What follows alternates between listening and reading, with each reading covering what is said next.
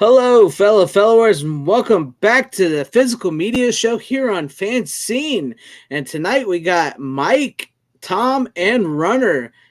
Welcome, guys, and how have you guys been? Who's this Mike I've guy? been pretty well. Yeah, I don't know. I haven't seen Mike in forever. It's been a while. Yeah, it's been a while. It has been a while. It's been a while, yes. I only showed up tonight because I heard Renner wasn't going to be here. I know. Runner told us he was not going to be here. Then all of a sudden, he's here. I thought I wasn't gonna be here until I found out there was really nothing going on. So I'm just like, yeah, I'm gonna hang out with you guys. Can everybody hear? Can everybody in the chat hear? Because Tim says no audio. Can you hear us all? What are you talking about? He says never mind. Okay. Hail to everybody that's been waiting on us. Well, thank you guys for hanging with us. Brandon Brad, Tim Hayes, Heather Preston, Victor Fontaine, Delita Steven. Is that it? If I missed anybody, apologies. But I'm glad you're here. Seika. I still don't know if I'm pronouncing your name right. But thank you guys for waiting on us. Hail to you all. Glad you're here. So, is there anything you guys want to talk a little bit about before we get into our picks? Because there wasn't a whole lot of release news this week. It wasn't too many titles. Just a couple. Yeah, just a couple. What was that? Is that Runner? That ain't me. Thought I heard a woman talking. It was me just trying to share the thing, and it was a commercial. Oh. Yeah, no, that ain't me. On my phone here. Yeah, just I think the Reservoir Dogs on 4K, Earth Girls Are Easy on Vestron. Oh yeah, that's probably the biggest surprise of all.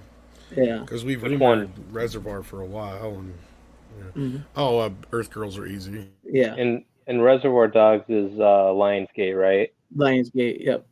Oh my God, could you imagine the fucking Lionsgate steelbook for that? I'm curious what they're going to do for that. I doubt Quentin Tarantino has anything to do with that, but I'm curious how it goes. I'm just saying, considering how great the Lionsgate steelbooks have been, like the Reservoir Dogs would be fucking bitching.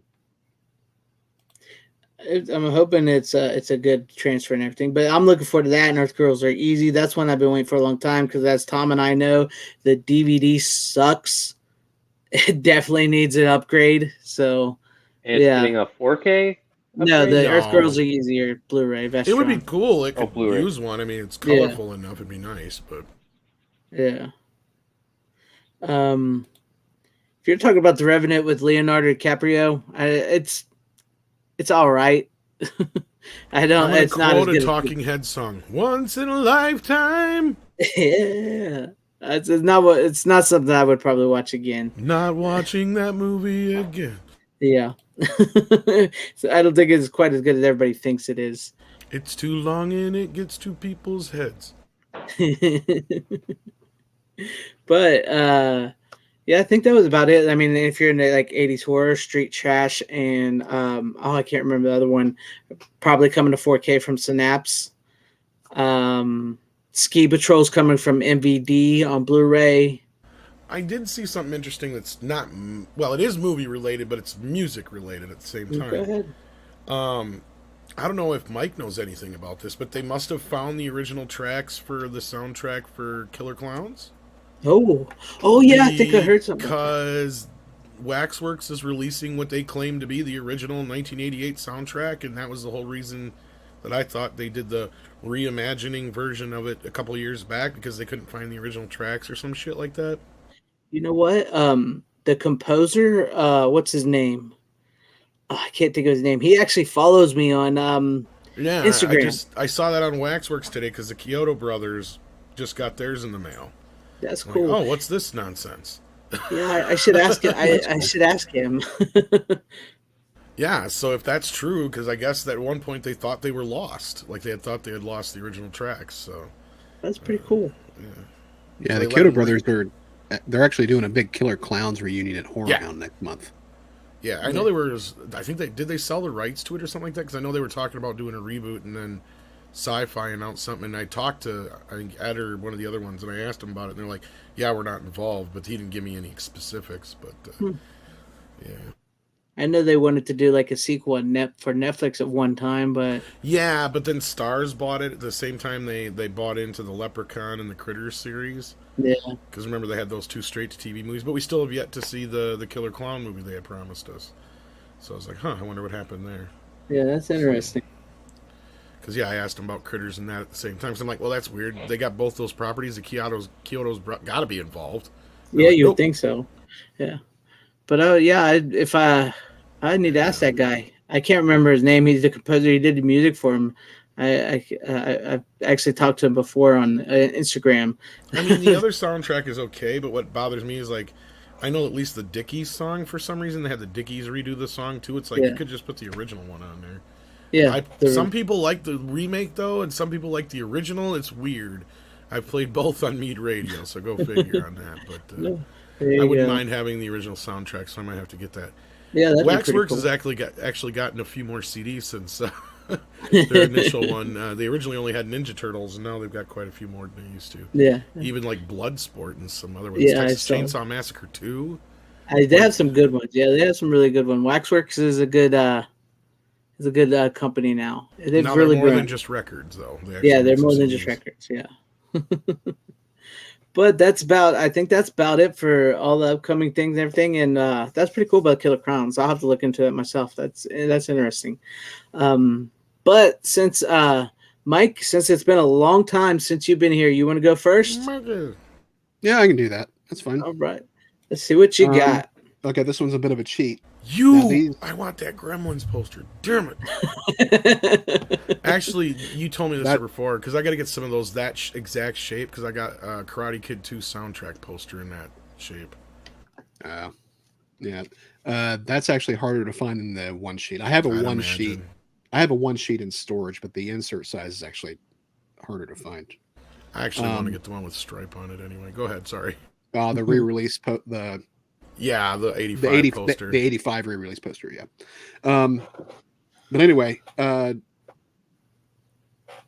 guys are aware Kino has production issues sometimes. Rarely, but once in a while. Yeah. So they released 3 made-for-TV 70s horror films a while back. I pre-ordered them all as soon as they went up for order. Oh yeah, and Ants, right? Yeah, and Ants. And I just got Tarantulas last week, even though these came out like well over a month ago. They were supposed to. I got them all like at staggered times, and they were all late. They're all pretty good discs. They're a little light on. Well, Ants has some decent special features. The other 2, they have audio commentaries, but not much else. But the picture quality is really good, and if you like the 70s made-for-TV horror films, these are really well-done discs. There's quite a few 70s made-for-TV films available on Blu-ray, surprisingly. Yeah, no, I saw them. I thought about ordering Ants myself. Yeah, Ants is probably the best of these. I haven't seen Terror Out of the Sky for probably since the 80s when it was rerun on TV. But Ants and Tarantulas I've had on DVD for several years, so I can finally cast those off. But yeah, there's a lot of good, back when they actually made for TV horror films. So you get like the Kolchak movies, of course, that Kino put out, Killdozer that Kino put out, Summer of Fear, which is a Wes Craven made for TV movie with Linda Blair. Oh, I've never seen that one. Yeah, it's all right. But there's still a lot of good ones that need to be released, like the film Gargoyles. I don't know if any of you guys have ever seen Gargoyles, with Cornel Wilde and Bernie Casey playing the gargoyle. It's about an anthropologist that goes out in the middle of the desert and runs across an emerging pack of gargoyles out in the middle of the desert, like actual creatures. It was released on DVD. It's been out of print for a while. It's most notable because Stan Winston actually got a credit at the beginning of the film for it. It's like the first time that it ever. Yeah, that's like the first time that it actually ever happened. He actually pushed to get his name out in the front credits of the film, and they gave it to him. Another good one that's not been released is the miniseries The Dark Secret of Harvest Home with Betty Davis. Really? Yeah, it's about a family that goes to a small, like, they're not Amish, but it's like an Amish-like community, and they go to live there, and there's some sinister stuff going on, and it's really good. You can find Dark Secret on YouTube, like a VHS rip or something. Gargoyles is probably on YouTube too, but Yeah. like Gargoyles has actually been released on legitimate DVD before. Harvest Home, I don't think it's been released. They released like a cut down version on VHS back in the 80s, but that's about it. But yeah, if you like, I do. I like. Yeah, I do mean to interrupt you. yeah, if you like the made for TV 70s horror films, like, you know, I do. I like cult back those. films and those. These are all pretty decent. Like I said, Ants is probably the best one of the bunch. Yeah, that's one I was looking at. Yeah, and Tarantulas has a surprisingly, really, I mean, all of these have pretty good casts. I mean, you Remember one about bees? Bees. Well, that was Terror Out of the Sky, which is actually a sequel movie to another made-for-TV horror film about killer bees. Oh, okay. I say I just got the one with John Saxon in it. Recently. Yeah, that's the one I was thinking of, John Saxon. Well, yeah, that's actually a theatrical film. Yeah. Oh, okay. Yeah, the name of the movie this is a sequel to escapes me right now. But it's actually pretty good. It has the gentleman that I'm blanking on all kinds of stuff tonight. I do that all the time. Yeah, the gentleman that plays the Texas Ranger in From Dusk Till Dawn. Oh yeah, I know who you're talking about, but I can't think of his name either. He's the main character in that first movie. He's not in that one. In this one, okay. Yeah. In this one, you get Dan Haggerty. So, okay. But yeah, these are all pretty good, and they're worth picking up. And when I ordered these, they were under $15 a piece. Yeah, so. I think this is his name, Michael Parks, right? Michael Parks, yeah. Yeah, Michael Parks. Michael Parks. And hail Dan Blackwood and Valiant Renegade. Thank you for coming in and hanging out, man. Yeah, there you go. That's my first one. 3 movies. Nice. Nice. We all got one pick for 3 picks each, and then Mike comes out swinging with like 3 titles off the bat. But that's cool. Though. I like those made for TV 70 movies and stuff. I like that. Runner, Tom, who wants to go next? I guess we'll do Runner. Runner, are you there? He's next in line. Yeah. Runner, are you there? All right, Tom, we'll go to you because I don't think Runner's there. I think he crapped out. Oh wait, there he is. We're asking if you would go or not, man. What are we gonna get to see here? Is he naked? I can't hear you. I didn't sign up for a prompt. He's doing blackface. Oh, Runner! Everybody condemn Runner. He's got a black screen and can't hear him. All right, Tom, well, let's just go to you because I think Runner's having technical difficulties. So what do you got for us for your first pick, Tom? All right, let me turn my thingy on here. I'm probably going to be not surprised if I'm not the only one to have this one tonight, but of course, I got Michael Mann's Heat on 4K. Very excellent film. What else is there to say other than there's the controversy about it being all dark, and I guess I didn't notice it as much. But I have not seen the movie in a good 20 years to be able to judge that. I didn't feel like it was overly dark. I felt like I could see everything just fine. Sure, there wasn't... You could tell it was, maybe toned down quite a bit, especially during the daytime scenes. But no, overall, though, it's a great film, well-paced, very popular Michael Mann film. Yeah. Great performances overall, good story. I actually saw it in the theater twice. Did you? Yeah. What did you think of this whole Too Dark controversy? Because I didn't really notice anything overly dark. It's the first time hearing of it, actually. I've had it on 4K digital for quite some time, and I've never noticed anything. I'm sure it's the same. I'm sure they're using the same transfer for the physical disc. But I never noticed a difference when I was watching it on iTunes. That's what I say. Everybody was saying that it's too dark and stuff. I was thinking for everything else I've seen I've never heard nobody complain about it. So, am I out? Am I lost sound? No, you're here. Oh, it's just like seems like the audio is all weird tonight. Oh, I probably got my air conditioner on in the background, so when I mute, that might cut out. But yeah, I saw that. I heard that people were saying it was too dark, but like you said, I haven't picked it up, so I don't know. So I have to wait and see on that one. But yeah, I've heard it's. What do you think? Do you think there'll be a Heat 2?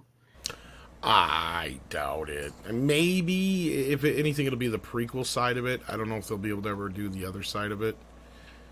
Because for those who don't know, Michael Mann just released a book called Heat 2, covering basically the prequel era leading up to the film.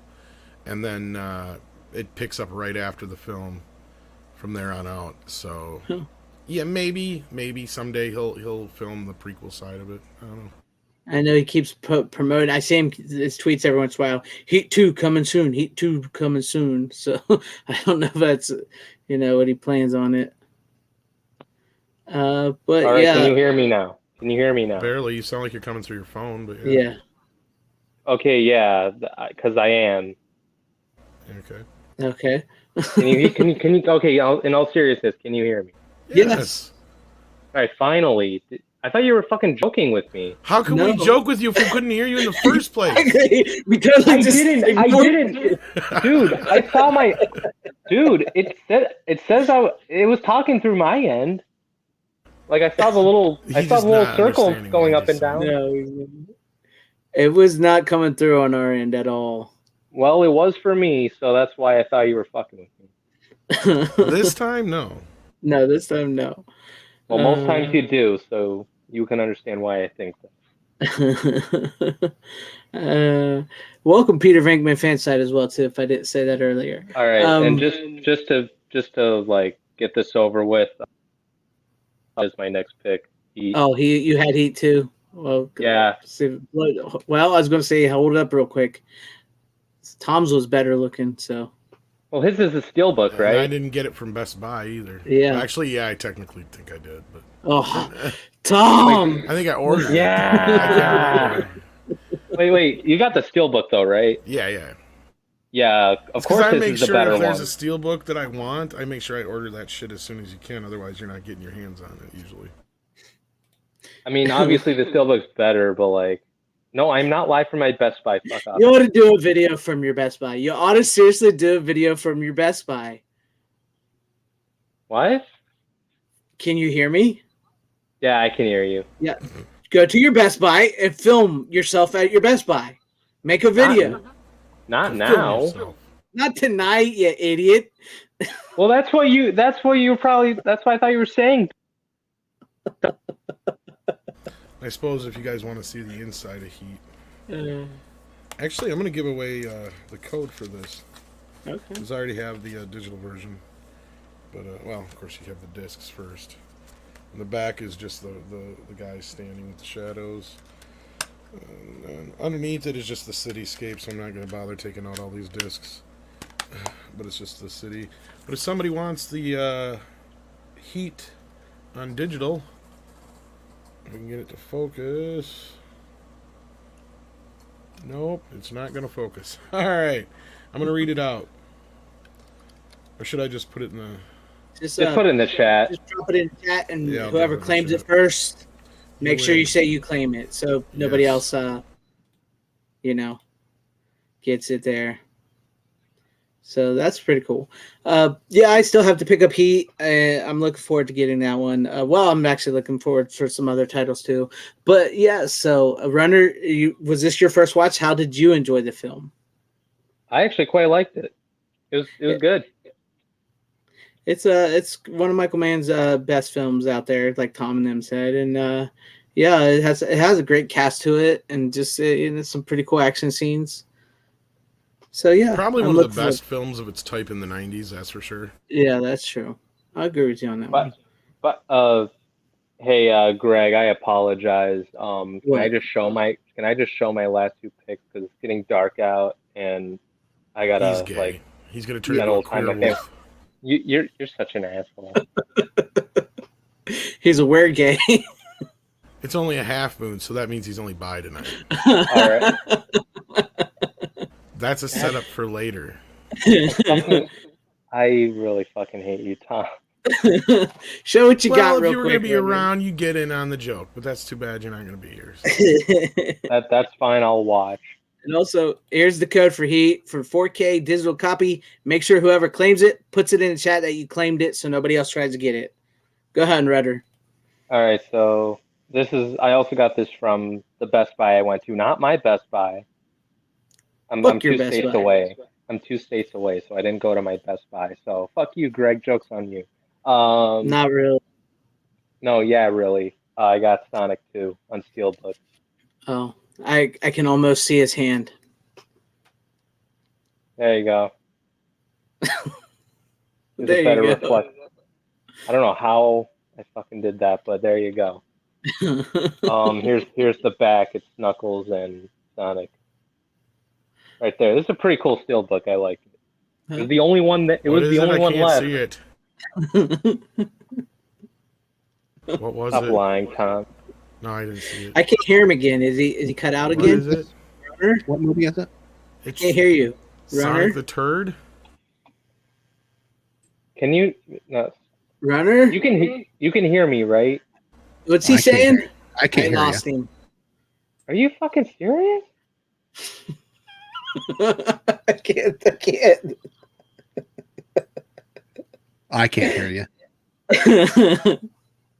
Oh man, poor Runner. Can you hear me now? Oh yeah, I can hear you now. There you are. No. Shut up, Mike. Is there anybody out there? All right. I haven't seen Sonic. I have not seen any of the Sonics. So First one's pretty good. I haven't seen the second one yet. Yeah, is that the Best Buy Steelbook version? Yes. Yeah, I think that's the same one I got then. Yeah. Yeah, I haven't bothered watching them either, and I've got the first one. I've been meaning to. Here's my CD, Top Gun Maverick. Oh, you got the CD Top Gun Maverick. Hold my hand. Speaking of Switch, I'll go ahead and go to my first pick of the night. This is something I've been wanting to watch for a while, since Cobra Kai actually, and I was surprised to find out that there is no Blu-ray of this. So I have Iron Eagle. Oh, do you? Yes, there is a Blu-ray though, actually. Is there a Blu-ray? Because I was looking for it and I couldn't find one. Import. Oh, that's it. Because I was surprised. But it's region free, I think. I was surprised because I went looking for it. Is it legit though? Oh yeah, I'll go grab it. Go ahead. But I was looking for it, and I was surprised that Iron Eagle 3 was the only one that had a Blu-ray, and it was from Kino. So, but yes, Runner. I'm serious. I'm not because I like Top Gun and I want to see Top Gun Maverick. But if you really like those movies, you should check out Iron Eagle, because Iron Eagle is a great movie. I will check it out. I will. I'll check out Hot Shots too. Yeah, Hot Shots is awesome. I love Hot Shots. I do like parodies. Like, don't get me wrong. Do. You'll love the first Hot Shots if you love Top Gun. Trust me, you really, really will love that. But I think I will. Yeah, I was going to get the Blu-ray of this. I really, really was, but it didn't have it, so I got the DVD here, and it's a really great movie. Go ahead. Saw somebody was talking, but yeah. It's got a great cast to it. Louis Gossett Jr. is great in this. Jason Gedrick is great. And it's also got the original Styles from Teen Wolf in it. It's got Lamar from Revenge of the Nerds. It's even got the I'm pretty sure that one of the original Cobra Kai's is one of the bullies in this too. I can't remember. I think it's the guy that died. I can't remember. Go ahead, Runner. I can barely. If you're talking, I can't hear you. I'm not talking. It sounded like you were farting, to be honest with you. No, that's probably just noise outside. But yeah, I'm not talking. But I gotta get going. So you guys have fun. Yeah, you have a good one, man. All right, I'll put my channel in the chat. Yeah, there you go. Yes, but what's Mike got up here? Look at this. Mike, he always got all the cool shit. That's awesome. It still kind of pisses me off what they do to Jason Gedrick's character in the second one.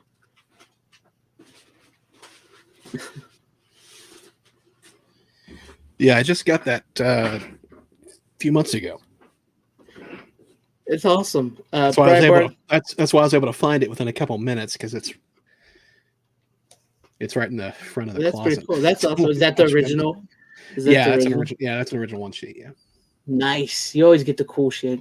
It's a great flick. I've loved that movie since we rented that movie so much when I was a kid. It's ridiculous. So I hadn't seen it in so long, and I was watching it. I forgot some of the people that's in this movie, and it's just a really great, cool flick, you know. Shawnee Smith's in it. Yes, Shawnee Smith is in it. She's barely in it though, but she's in it. She's awesome. Oh yeah, it was an early movie for her. It was like right before The Blob. The Blob was like her first big. Oh yeah, I love The Blob, man. I know you do too. That's a great flick. That Shout Factory Blu-ray is awesome too. Mm-hmm. Yeah, I got Iron Eagle on iTunes. But, yeah. But I've got that DVD somewhere actually in this room because, like he says, there's no U.S. Blu-ray, so I've never. Yeah, I've always been kind of leery to import the Blu-rays. So that's what surprised me because I was checking it out and I was like, "There's no Blu-ray. There's not even a Blu-ray for Part 2," and then the only Blu-rays for Part 3 is crazy. It's got rights issues that are keeping it from bringing it out. Brian Bart, that's probably where he's going. He's going to his Best Buy. Yes, you do have cool shit, Mike, and yeah, everybody liked it. It's a good movie. It's something, you know. Was Top Gun out before Iron Eagle?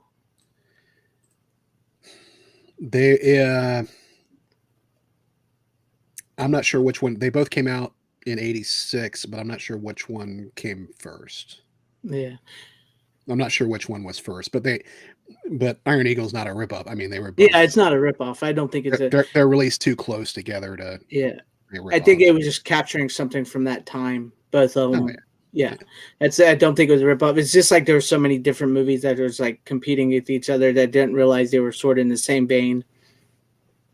But it was good. Yeah, it's a great movie. It had a great solid cast to it. Tim Thomerson is in it. I love Tim Thomerson. He's freaking awesome. I love him as Jack Death. The dude I'm surprised he was never more famous than he was. I don't know why Louis Gossett Jr. was never a big actor. I don't know that he wasn't. I mean, he had his time, and then like most actors, it kind of wanes because I mean, he did win an Oscar for an Oscar. Yeah, he did win an Oscar for an Oscar. He did a lot of movies, Yeah.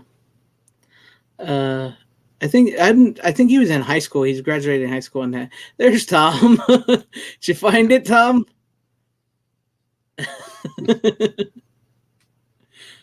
Does it play well? Does it play good?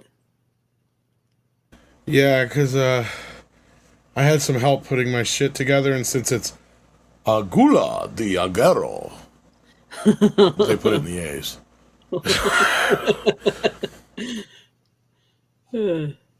But it's a really good flick. I had to watch it.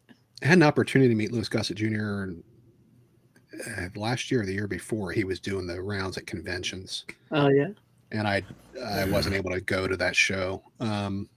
So I'm hoping he's still got it in him to do another round. He's getting up there. So yeah.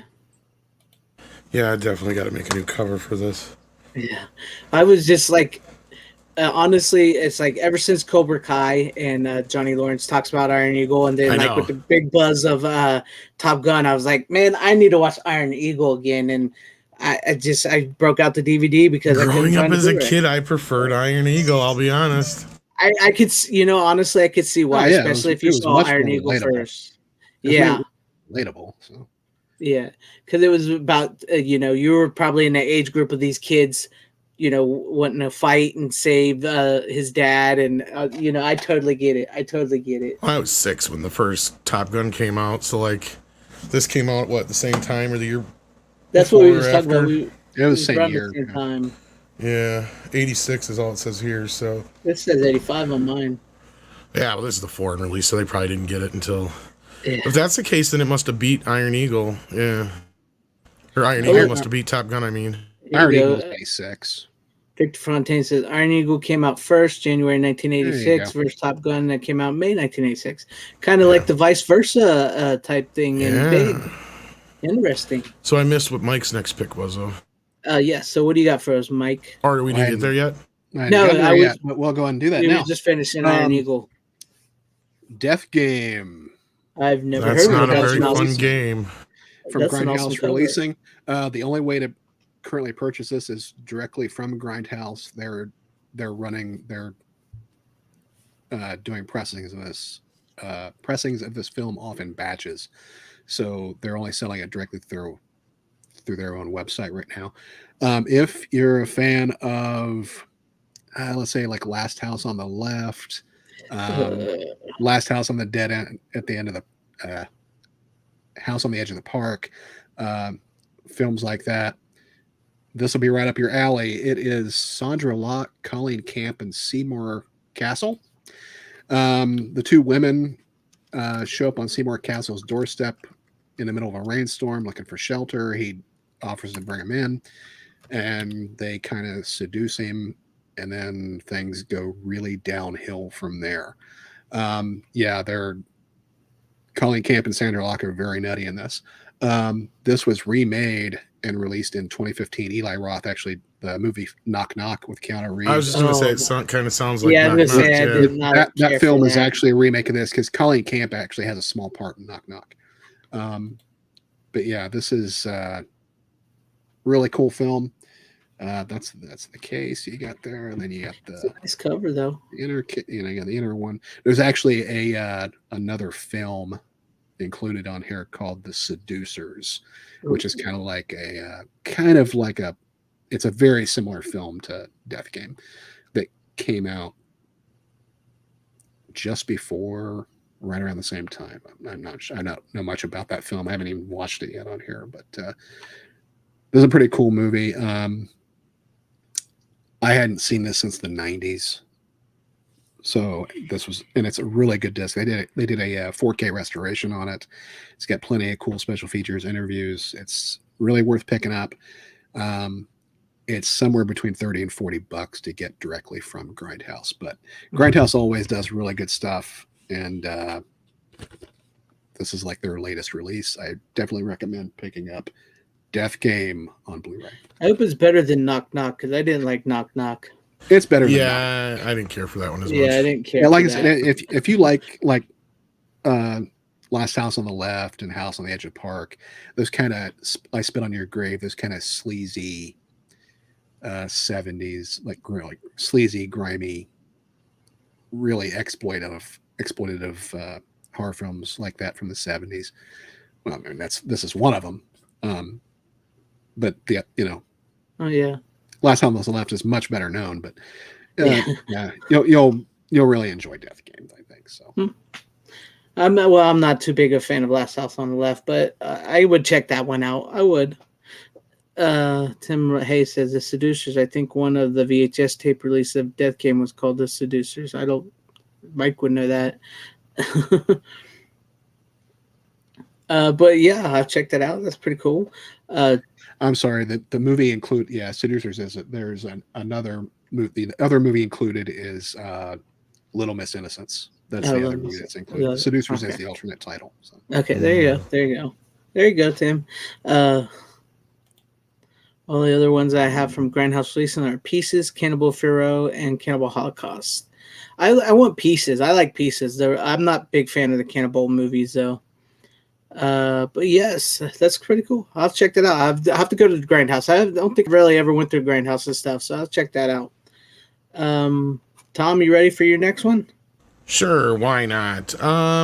We lost an icon this last week here, so I thought I'd do myself, I don't know, a favor, I guess, whatever word you want to call it. Finally watch Xanadu. Right, the Olivia Newton-John classic. And live to tell the tale. Maybe here's the thing. I would say like, oh, maybe it's one of those things where the movie has been so talked down to that I didn't think it was as bad as most people like have said it was. But then again, I've also seen Sgt. Pepper's Lonely Hearts Club Band, so no, that was worse than people led me to believe.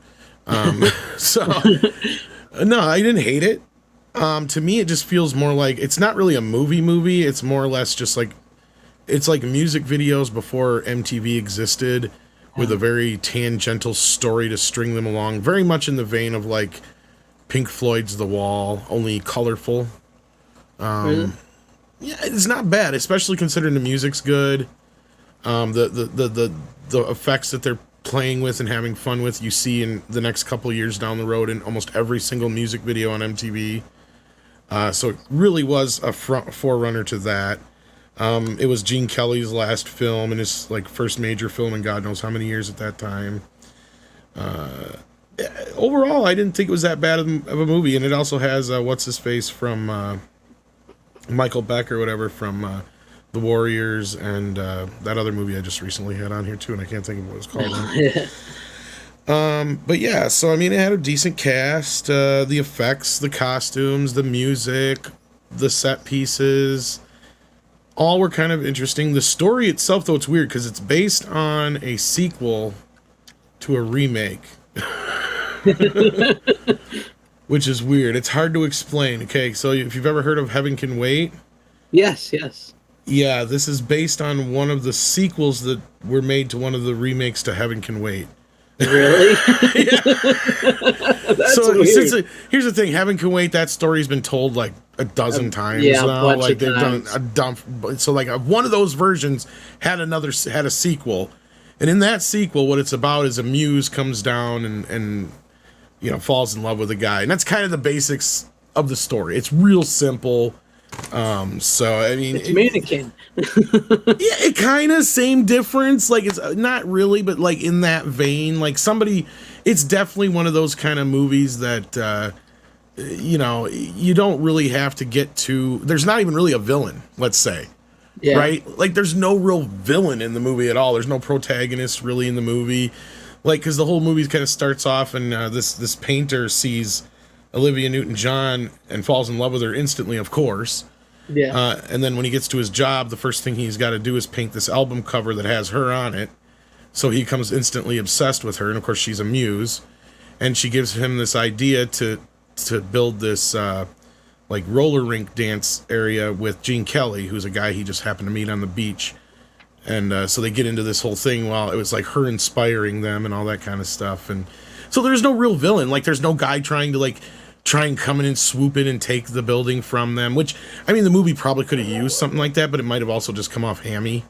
Right. I mean, the music as it is, the length of the film is just fine. The light story is just fine. It's understandable enough, even though the movie went through, I don't know how many different script changes, because it was supposed to just be a movie about roller skating initially. It wasn't meant to be a musical. All this other shit just kind of piled on. Like, the first thing that happened was they got Olivia Newton-John, so they're like, oh shit, well now it's a musical. Yeah, now what do we do?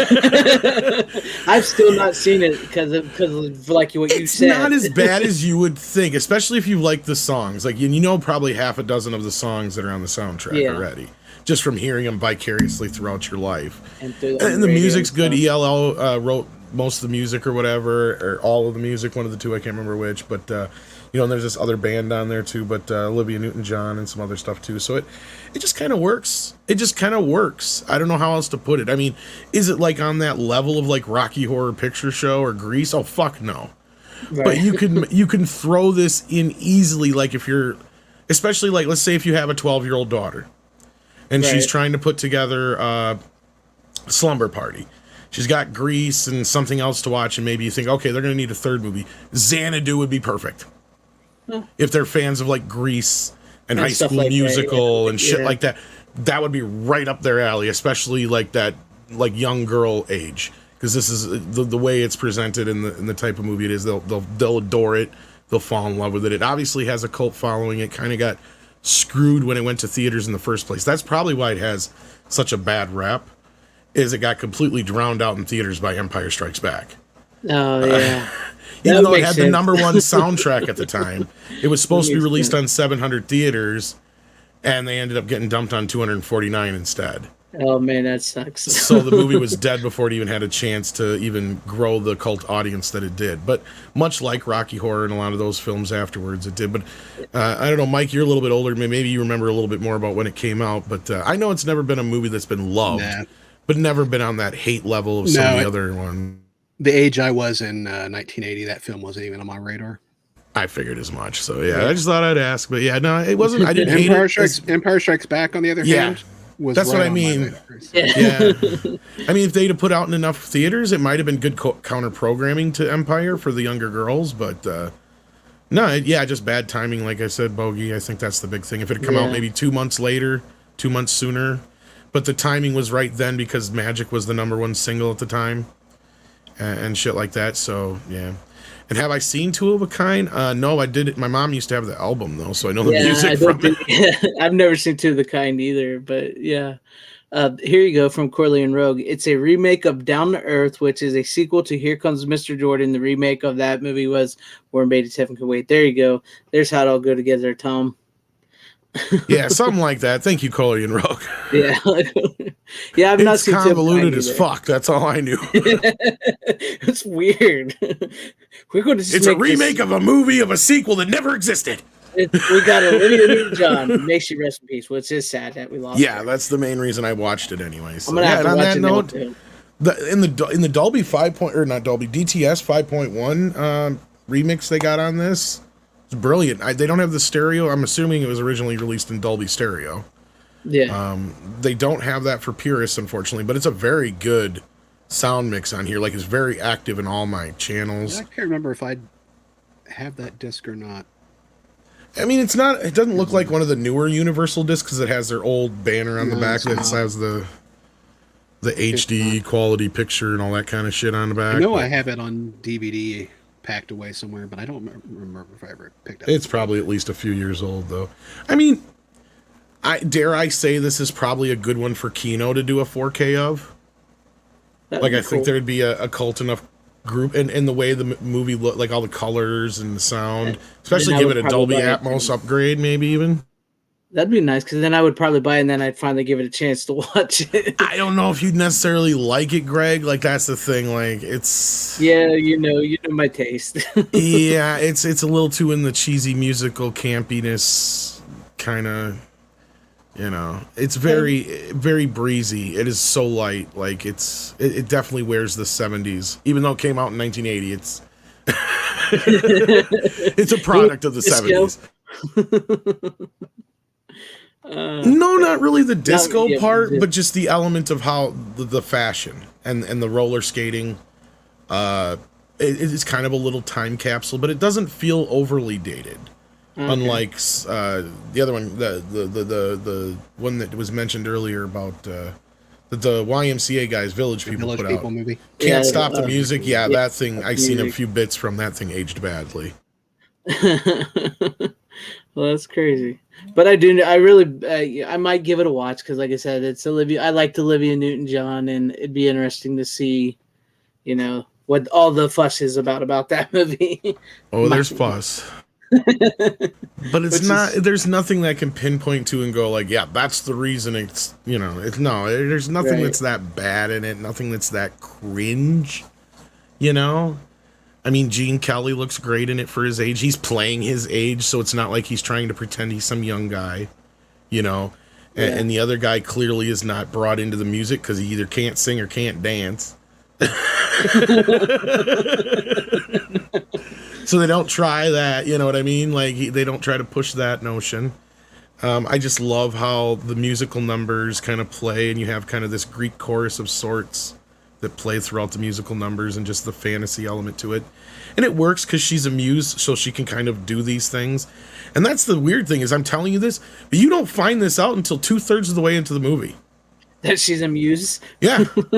No, the whole hour of the movie goes by and you're just kind of like, oh, you're just kind of buying it because it just has this like free kind of, ethereal kind of feeling to the whole movie anyway. So you're just like, whatever. You know, just going with it. just going with it. And then all of a sudden she gives you her backstory and what the fuck's going on. And all of the exposition of the movie is all dumped in the back end of the movie. They just we got to write something. So the closest you get to an actual dilemma or I said protagonist before, I meant antagonist. Closest you even get to an antagonist is her dad. Because her dad, being a god, is like, no, you can't go to Earth and love a human. You're a muse. You know, this is not the way it works. You know, so that's kind of the only thing standing in her way because she realizes she fell in love with this guy. So, but again, then I'm just giving you the whole fucking movie at that point. Like, there's literally nothing much else to the movie. That is it. Like the next scene is her getting upset with her dad, then singing a sad song. Then they have the big Xanadu finish up, and then you get the answer to whether or not she gets to stay or not, and that's about it. Like, yeah. I still plan on giving it a watch. But I probably won't be too into it, but I'll give it a watch. I guess we'll go into me now. Sorry, that was too long. That is fine. I did not mean to drag that out so long. I mean, it's something that I guess we could. It's a good thing to talk about with her being passed away. I think I was just more surprised I didn't hate it. Right? Like, hey, I actually enjoyed it. It's one of those movies I would watch again if I was in that right mood. You know? Yeah, you never know. I may enjoy it myself. Sometimes I surprise myself with stuff I like. But it's one of those you can kind of just put on in the background. You know what I mean? Especially just enjoy for the music aspect of it. But yeah. Like people in the chat here, like Random Brad and them, they really loved ELO. So, yeah. All right. I guess we'll go to me with my second pick of the night. I took a trip back to the 90s. My girl too. With Alicia Silverstone, and it's probably not the movie you think. It is Crush. The Crush. It is the movie. I called it. I'm like, what, 10 for 10 now? Yes. Yeah. I bought the Scream Factory, The Crush the other day because I was thinking about it. And I was not a fan of the movie. I get you. It was something, I don't know what popped in my head, why I bought it. I saw that movie in the theater, but I was making out with a girl the whole time. I was going to say, I mean, I enjoyed it for the reasons a 14-year-old boy would. I know I've seen it since then, but I remember very little. I will be honest. I remember the makeout session in the theater more than the actual movie. Yeah.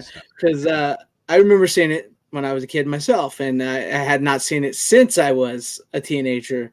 And I don't know, this movie popped in my head, and I got it, and it's kind of creepy now to watch it with the other way around now that you're older when you see it.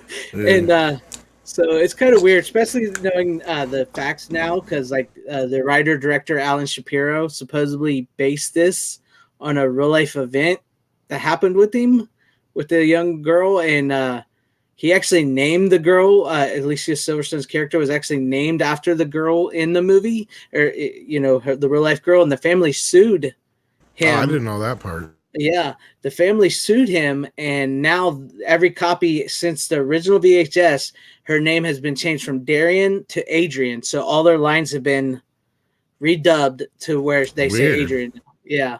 So I did not know that, but I didn't care enough about the movie to know that. Yeah. Well, I just found out because when I rewatched it, it's like I said, it's kind of creepy now when you watch it, but it was all right. There was a time when they could make movies like that, even The Reversal too. Like The Graduate and whatnot. Yeah, that's true, and especially Lolita was another one they tried to remake 100 times. And especially when you also find out that Alicia Silverstone was actually 16 years old in the movie. Yeah, so it's kind of even more creepy. But it had a good. Go ahead. No, go ahead. I was gonna say it had a good cast. It had Kurtwood Smith. It had Carrie Ells. It had the chick from Nightmare on Elm Street. Yeah, bitches leave. Had the chick from Nightmare on Elm Street 3. I may be beautiful, but I'm also bad, or whatever. The punk chick. I think what's her her name? is Taryn, the one that plays Taryn. I can't think. Yeah, Jennifer Rubin. I think her name is. I think that sounds about right. Rubin. Yeah, it had a decent cast, but then especially because, like you said, when you see it, you're going for the movie as like a 16-year-old kid, and you're looking at Alicia Silverstone. Exactly. Yeah. Now that you're growing up, I'm watching this, and I'm like, this is this would be so different today. Just remember she's wackadoo now. Yeah, she's wackadoo now. So she lets her kid still sleep in her bed, and he's like 30. Yeah, it's kind of weird. No, I pick up Screamers with the Ruben Shop Factories. Yeah, but I also remember that came out near the same time as Poison Ivy. Yes. So I remember those two movies kind of being synonymous with each other. And for some reason, I remember that also coming out at the same time as that Mark Wahlberg movie, Fear. Fear, yeah. Actually, so it was like you had the woman side of it with her and the crush, and then you had Fear on the other side. For some reason, it was like a bam bam thing in my brain. Those three movies are always kind of squished together for some reason. To be honest with you, when I popped that in my cart, it says it was pairing it with Fear, and I can't remember the other one. So it was pairs like people who bought this, so you do what I this. I'm like, no, I just want this. I hadn't seen it in a long time. You know what? And you know what I call that? I have a genre for that. That's the teenage basic instinct genre. Mm-hmm. Yeah. Or Fatal Attraction, whichever one you want to put in there. Fatal Attraction. There you go, Victor. Yeah.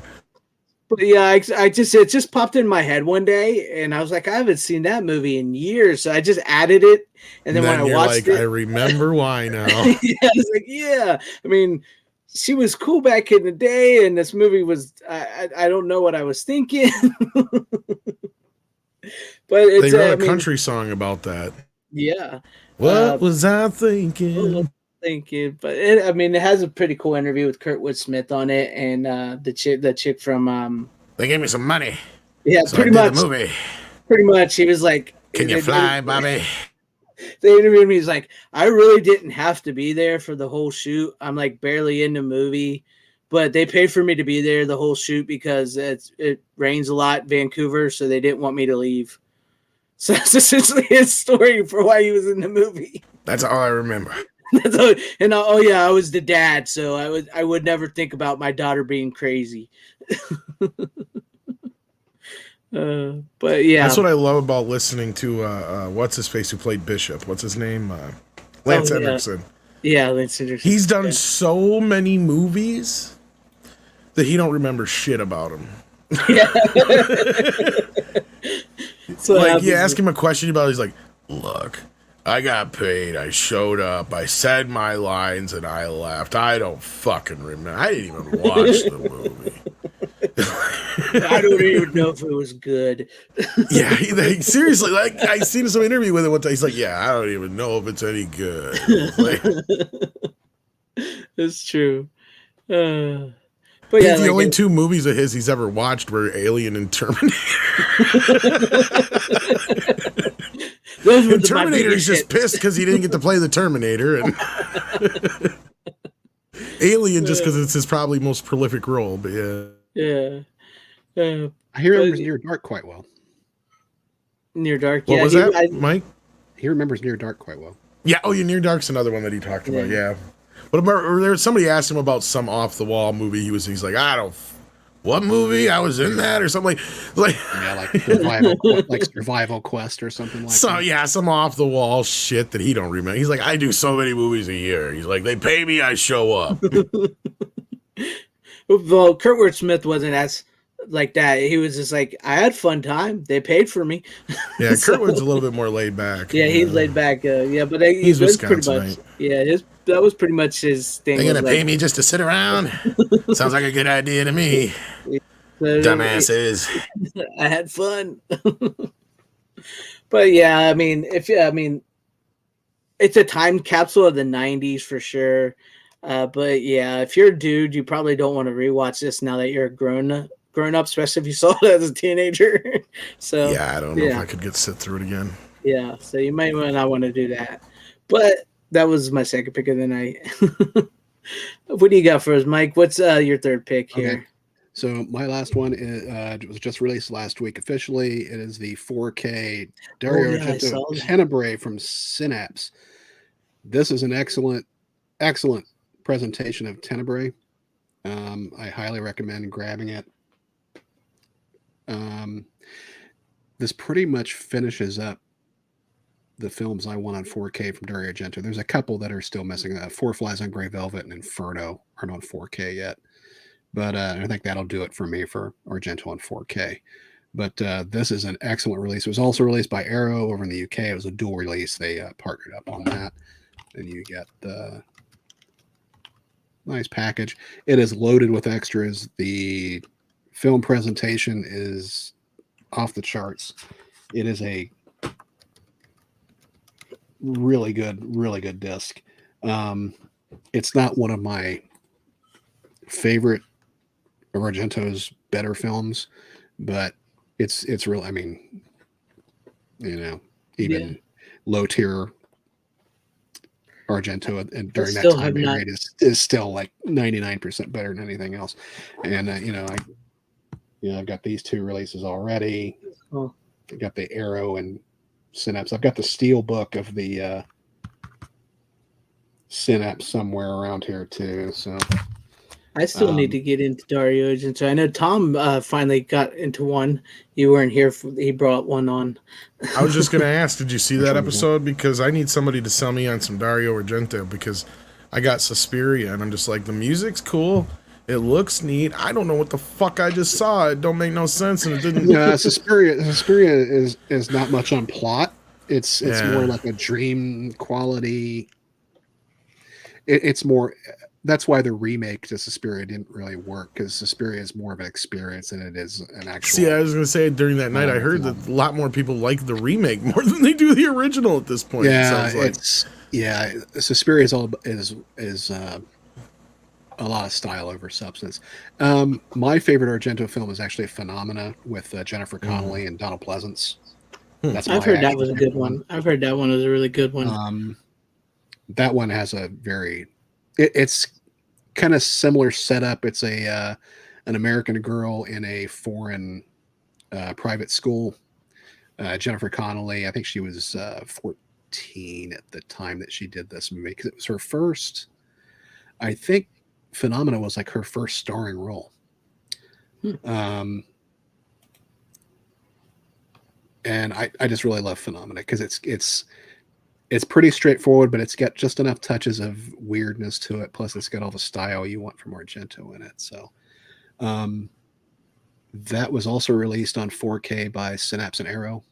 Actually, not that long ago on 4K. So, that's actually worth a pickup. But yeah, Suspiria is not for everybody, especially it's just not for everybody. But. So I mean, I've always heard that Suspiria though is like one of his top ones and stuff like that. Like I said, I have not been able to see much Dario Argento, so it was like I don't know where to begin, honestly. And that's like Tom brought on his, and he was like he liked it, and he wants if he liked the style and everything, so he wanted to know more about it. So we didn't know much, but we'll have to check that out. Tenenbaum, and that's like the lowest tier you say of Dario Argento of that period,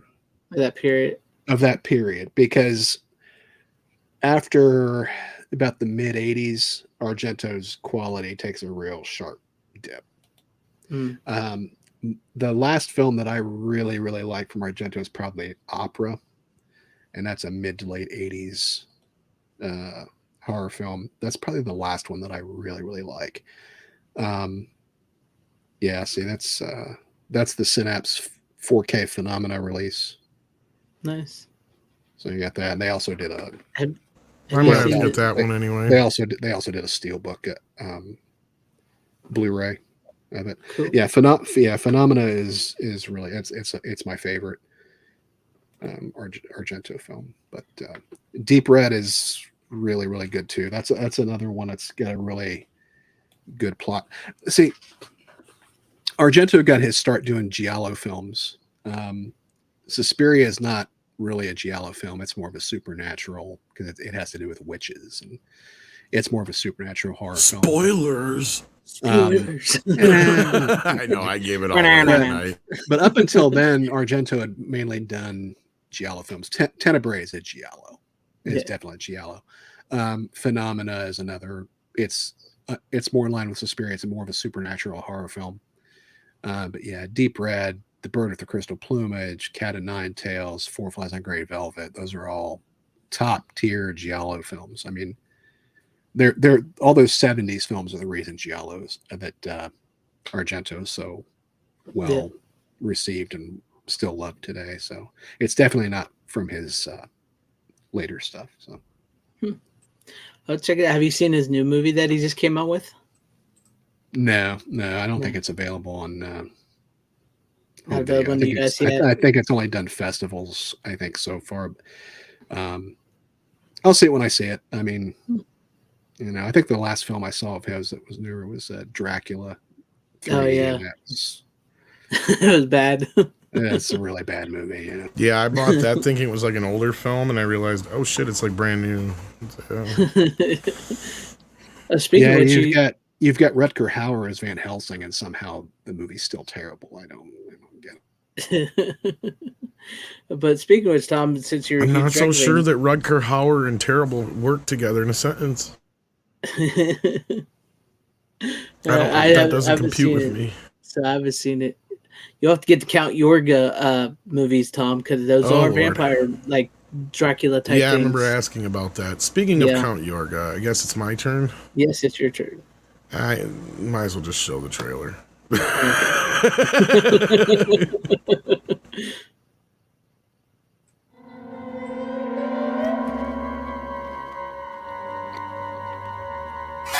You gonna do it? Yes. Now? Yes. Go for it.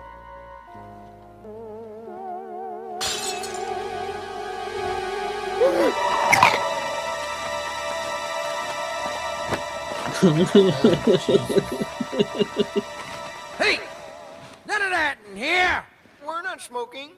You would have been in another minute!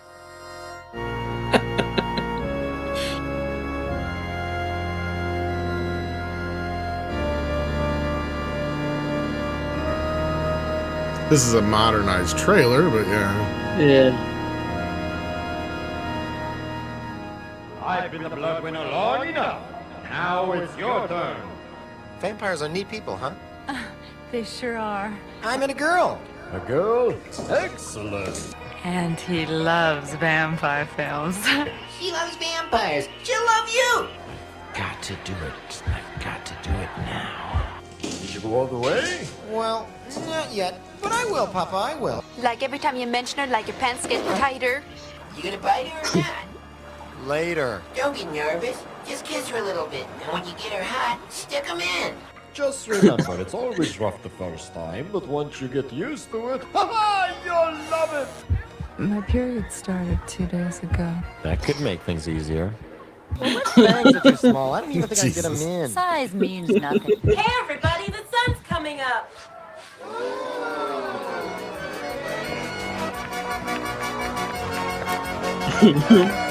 What is this? I would totally watch this. It's called A Polish Vampire in Burbank. I know.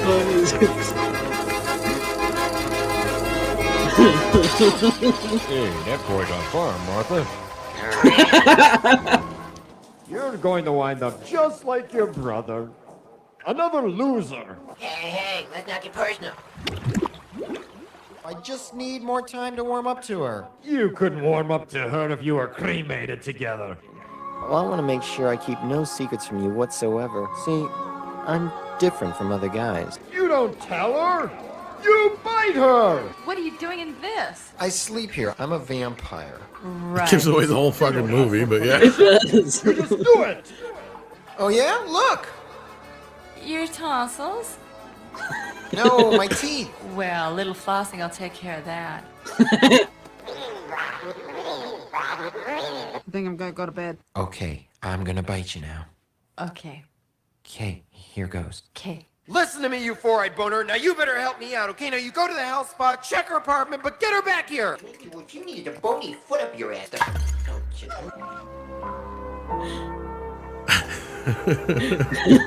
It's going in the dead.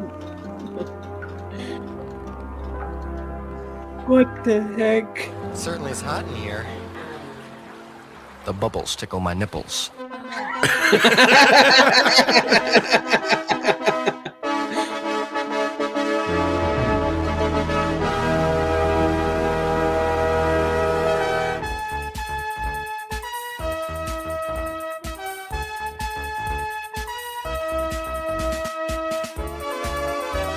Eddie Deason.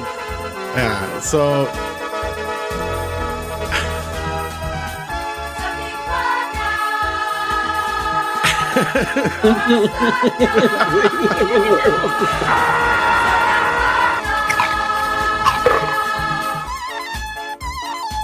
okay. The movie is a little bit of background, I suppose, on the movie here. Okay, Mark Pirro is a guy who's made a few movies like this. And he got into a big bunch of trouble with SAG a few years back because he's made movies like this. Right. And they're basically guerrilla films that he made for like $2,000. Eddie Deason was supposed to be the star. Oh, really? He showed up for 2 or 3 nights because they would shoot it on the weekends, basically, at first, because they had to work during the week. It was basically a lot of friends that Mark had because he was working at Universal Studios as a tour guide at the time. So majority of the film's actors are made up of people from that group, but some of them pieced out on him, so he had to actually hire some real actors. And that's where Sutton comes in, and O'Fields, and so on. So the short version of it then goes to, he makes this movie, I believe it was on, I can't remember, I think it was 8mm, not 16 even. I think he shot it on 8mm for like $2,000. Oh, for real? Okay. He didn't have any sound, so he had to redo all the sound afterwards. So he does 90% of the fucking voices in the movie. Mike has to go real quick, so. Oh, okay. Sorry, Mike. Do you know anything about this movie? I might have seen it like. Well, its claim to fame was it got picked up by USA, so that may be where. Yeah, it's probably saw it on Up All Night or something. Exactly, it got picked up for Up All Night. Yes. Yeah, but unfortunately, I gotta dip out. The wife needs something. Take care, brother. So yeah, I will see you guys later. You. Hopefully, it won't be so long before I come back on. Okay. Hope not, man. Yeah, have a good one. So yeah. So yeah, the short version then is he ended up selling it to USA Up All Night. Oh, so most people have discovered the film on USA or TBS or WGN, basic kind of cable kind of stuff, and just had this life. It was not much of a life, but it was a life. And in the movie, he introduces a character called the Queer Wolf. I saw that. The little title there. That's where the whole joke of, every time the moon is full, I turn into a queer wolf. And the guy's like, well, it's only a half moon. Yeah, tonight I'm bi. So eventually Mark made the Curse of the Queer Wolf as well, on top of a few other films. But needless to say, Chris actually knows how to get a hold of this guy. Oh, really? So maybe in the future we'll have to work something out. There's 2 different versions of the film. I haven't even shown the movie yet. So sadly, it's only been released on DVD. Let me remove this real quick. Years ago, it got this release where it's kind of a weird version of it. It has like because there's actually a full recording of it up on YouTube from USA Up All Night. So you can actually watch that version on YouTube. Right. And it's probably just as good quality-wise, because this is one of the worst transfers I've ever seen. This seems to be from almost the same exact transfer, except for it runs a little bit different time-wise, and the credits are a little different. This looks like the credits they used on USA Up All Night. This looks like all the original fonted credits. But the sound's identical from what I could tell. I haven't really watched both versions to tell what the various differences are, if there's many, if any.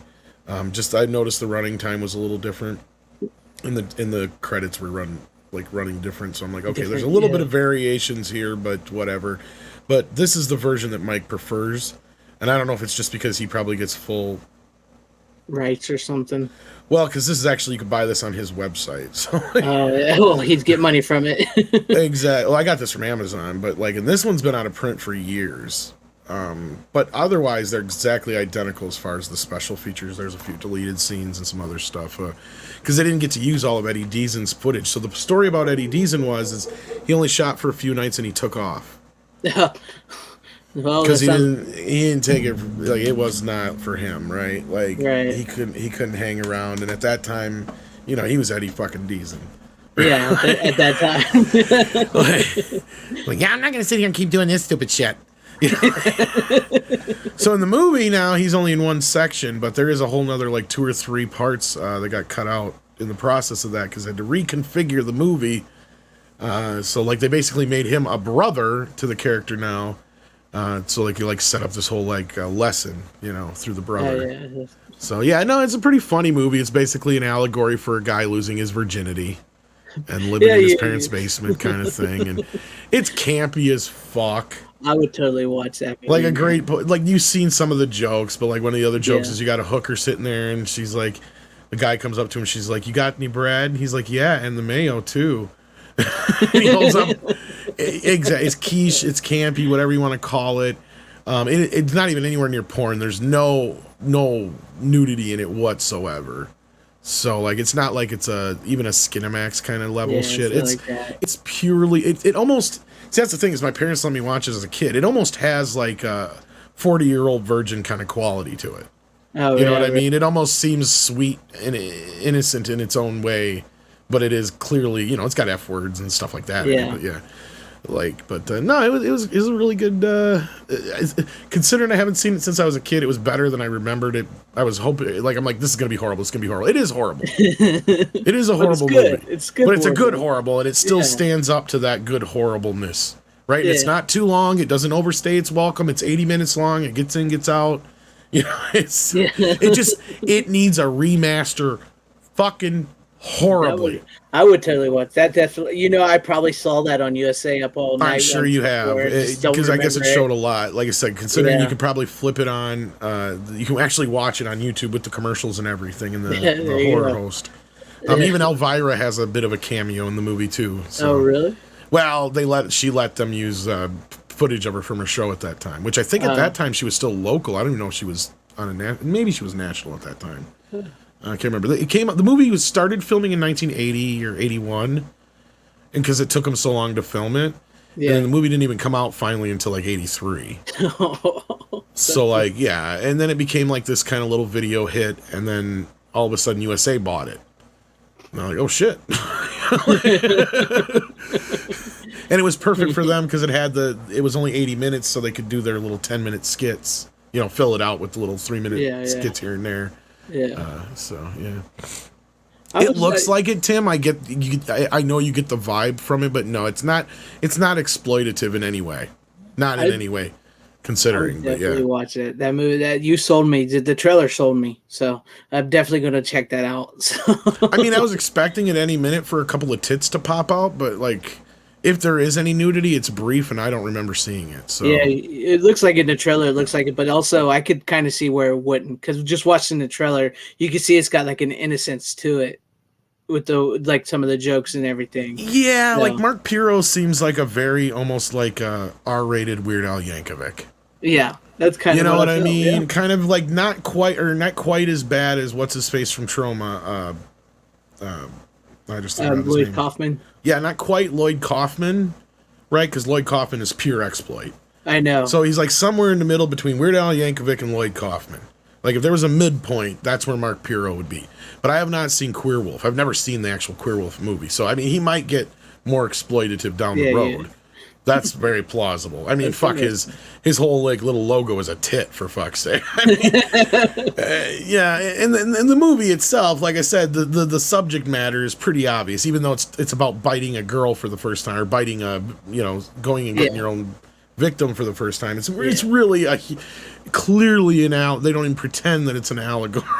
they just go for it. Exactly. Like it's pretty much what was that, The Last American Virgin or whatever? Oh yeah. Meets American Werewolf in London is exactly what it is. There you go. And that's kind of where they got the inspiration from, because after Eddie Deason left and they had to kind of reconfigure shit, he ended up seeing American Werewolf in London and he really liked the whole bit with the dead guy talking to him. So that's where he brought in the skull and has that be Eddie Deason, but he's just doing the voice himself. But still, it's like...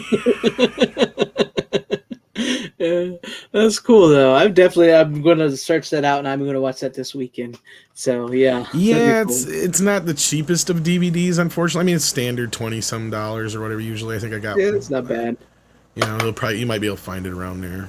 So what do you got for your last pick? All right, I actually have a 4K. So, I know I actually have 4Ks, but I tend to not get a chance to watch a lot of them all the time. This is a newer movie. I don't know if you guys will like it, but I enjoyed it. Called Mayhem, with Stephen Yeun and Samara Weaving. I vaguely remember that coming out, but it's like it's a really good movie. I was surprised how good it was.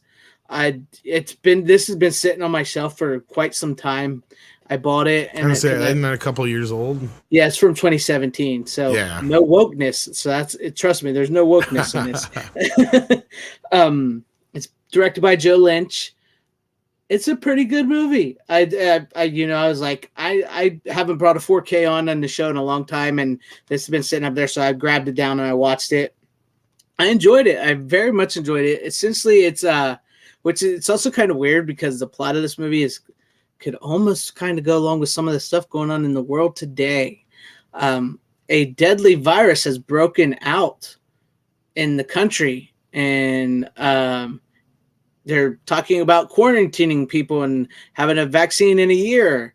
And maybe that's why I remember this movie. I think somebody brought it up because go ahead. Sorry. Yeah, let's go ahead. So the virus, it affects people. It takes away their inhibition. It makes them whatever. Yes. Yeah. I don't think I've seen it, but I think I've seen a trailer. Okay. Yeah, it's really good. So it takes away their inhibition. So if they want to fight, they'll fight. If they want to fuck, they'll do that. They'll do whatever. They have no inhibition. They have no. It's all gone. So Stephen Yeun's character, he's like a lawyer in this big firm, and he kind of gets thrown under the bus by this chick, and he gets fired. And so on his way, and he wants to plead his case to the boss and the board and everything, but they won't listen to him because they're all dickheads. And so on his way out, after he's been fired, they quarantine the whole building because the virus is broken out in the building. And so the whole thing of the movie is him and this woman, Samara Weaving, they fight their way. It's like sort of like Game of Death and Judge the new Dredd movie. So they pretty much fight their way all the way up to the top to get to the boss just so he can plead his case. And there's a precedent because when the virus first broke out, somebody killed somebody, and he's the one that found the loophole to get the guy off. So like they make sure to mention that a lot. So as they're killing people, they let you know that, yeah, they can kill these people and nothing's going to bad happen to them. So it's a very good satire horror comedy type thing about, trying to get ahead in the business world and trying to actually just live your life and not do all this. It's just really good movie. I enjoyed it.